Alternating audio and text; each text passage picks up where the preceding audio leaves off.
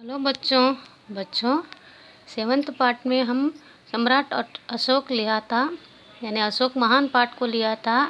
आज छली गधा इस पाठ को लिया जा रहा है, द कन्निंग डोंकी।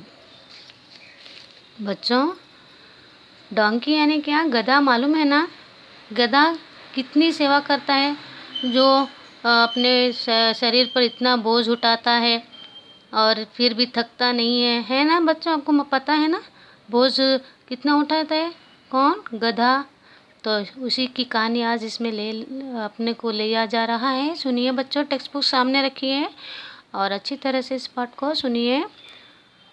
सुनो गधे की एक कहानी, उसने की कैसी शैतानी। जब होती थी रात घनेरी, तब करता था वह नित फेरी। चुपके चुपके बाहर जाता, खेतों से गेहूं खा आता। गेहूं खा खा मस्ती छाई, तब क्या उसके मन में आई। अब आगे की सुनो कहानी, देखो आऊंगा वो मत रानी। खाल बाग की उसने पाई, फिर तो सूरत अजब बनाई। पहने उसने खाल बदन में, चला खेत चरने फिर वन में। खाल पहन ली ऐसे वैसे, गधा बाग बना हो जैसे। फिर खुश होकर सीना ताने, दिन में चला खेत को खाने। डरे किसान देख कर सारे, भागे झटपट बिना विचारे। तब कोई गधा बोला ही जो, यह भी बोला चीपों चीपों। खुली बाग की कलई सारी, तब तो सामत आई भारी। डंडे लगे धड़ाधड़ पड़ने, लगे गधे के पैर उखड़ने। भागा वहाँ से वह बेचारा, सभी तरफ से हिम्मत हारा। गिरते पड़ते घर को भागा, मरते मरते प्राण बचाता। बच्चों, इस कहानी में क्या दिया गया है कि उसने की कैसे किसने शैतानी का काम किया है? गधे ने। कैसे?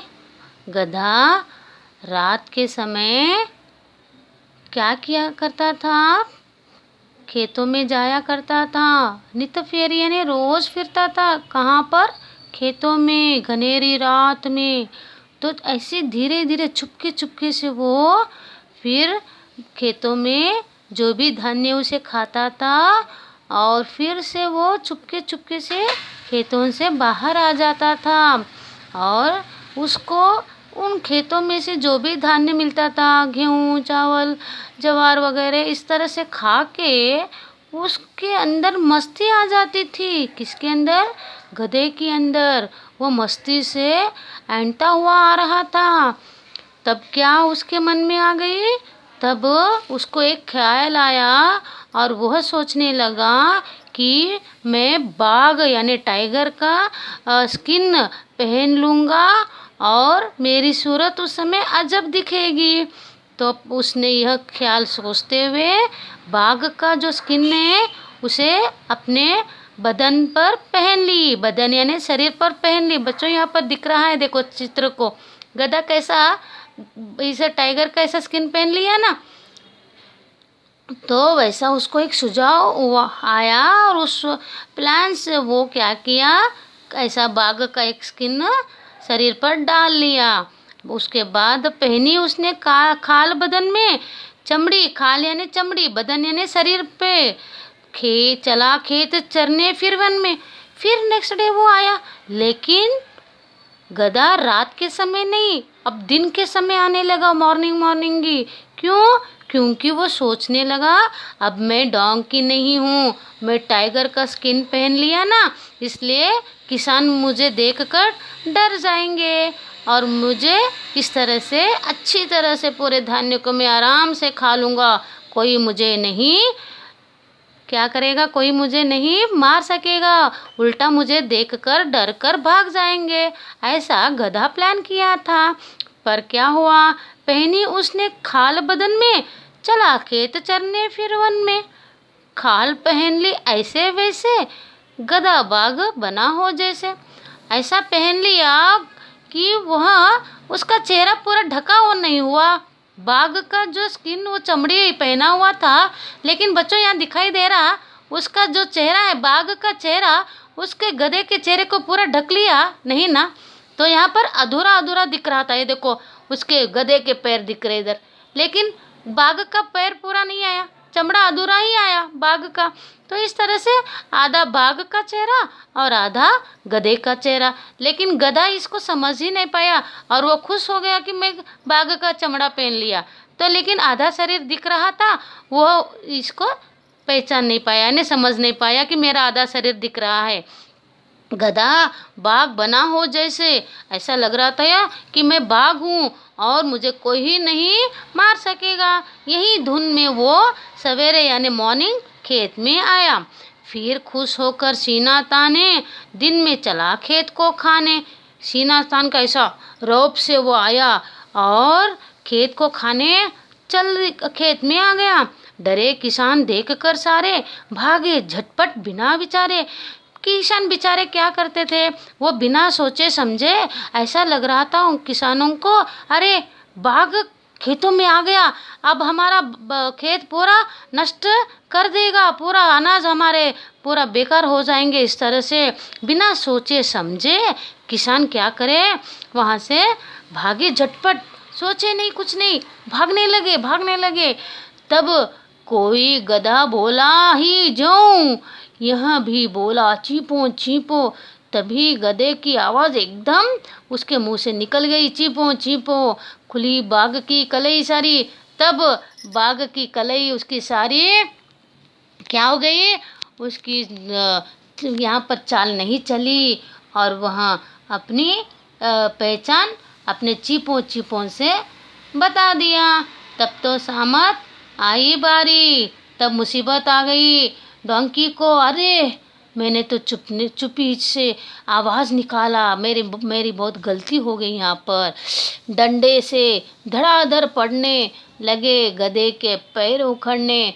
देखो तब किसान लोगों को पता चला, अरे ये तो डोंकी है, ये तो डोंकी की आवाज़ है, हमें धोखा दे रहा था डोंकी, गधे का स्किन पहनकर हमें डराना चाहता था, अब पता चलेगा। ऐसा सोचकर किसान क्या करे, डंडे लेकर गधे के ऊपर मारने लगे, धड़ाधड़ मारने लगे। तब गधे का ऊपर का जो बाघ का स्किन था ना, वो उखड़कर नीचे गिर गया। लगे गधे के पैर उखड़ने। अब गधा सोचने लगा यहाँ ठहरना बहुत मुश्किल है, चलो भागेंगे। इस तरह से वो फटा ऐसा जोर से भागने लगा, भागा वहाँ से वहाँ बेचारा, सभी तरफ से हिम्मत हारा। अब हिम्मत ही नहीं जुटा पा रहा था, वो भागने लगा। कैसा तो भी ऐसा भागने लगा, वो नीचे गिरने लगा, फिर उठने लगा। उनके चंगुल से यानी किसानों के चंगुल से बचकर अपने प्राण को बचाते हुए वो भागने लगा। मरते मरते प्राण बचाता, यानी इस तरह से अपना प्राण बचा लिया। देखो बच्चों किस तरह से धोखा देना चाहता था ना गधा किसानों को, तो लेकिन दूसरों को धोखा देने से खुद ही धोखे में पड़ गया है ना। तो इसलिए गधे की तरह कभी भी होशियारी कभी दूसरों को दिखाना नहीं चाहिए, है ना बच्चों। हमें भी दूसरों को धोखा नहीं देना चाहिए। अगर धोखा देंगे तो एक न एक दिन हमारी पोल खुल जाएगी और हम पकड़े जाएंगे। आई बात समझ में। तो इस तरह से अच्छी तरह से पोयम को पढ़ लो और डायग्राम करो, और इसका 4 लाइन के बाद 1 लाइन लिख करो, फिर 4 लाइन के बाद 1 लाइन। इस तरह से पूरे स्टैंजा को आप अच्छी तरह से लाइन लिख करते करते लिख लीजिए। समझ में आया। कितने स्टैंजा है बच्चों, 1 2 3 4 5 6 7। टोटल 7 स्टैंजास है और 7 स्टैंजा को आप एक एक लाइन ल्यू करते हुए कंप्लीट नीट हैंड राइटिंग में विदाउट मिस्टेक्स, कितना क्लियर से स्टार्टिंग में देखो कितना नीट से दिया ना, उसी तरह से आप लोग अभी आपके नोटबुक में लाइन रेड लाइन रहता है ना, उसके साथ ही इसके जैसा एक एक अक्षरों के हिसाब से अच्छी तरह से लिख लो। समझ में आया बच्चों? ओके।